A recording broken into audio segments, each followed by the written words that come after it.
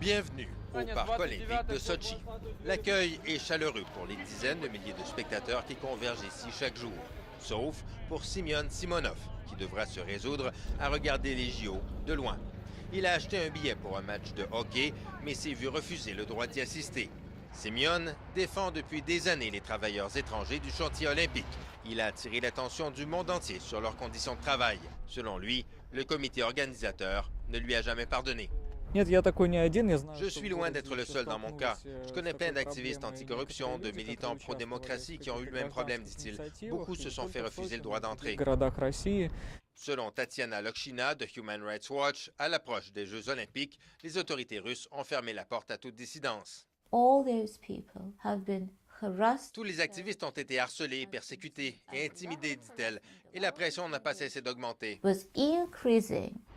Vladimir Kimayev, un militant écologiste par exemple, dit s'être fait conseiller à plusieurs reprises de quitter Sotchi avant les Jeux olympiques.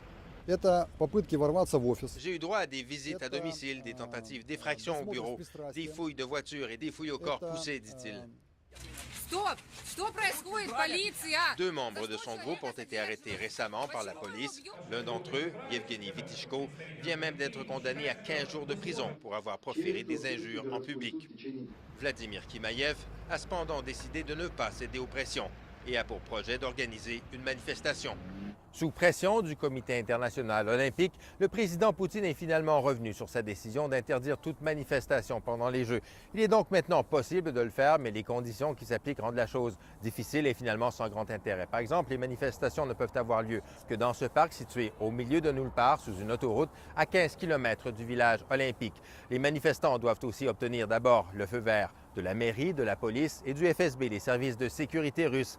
Ils ne peuvent réunir qu'un maximum de 100 personnes et ils peuvent manifester à propos de tout, sauf des Jeux olympiques.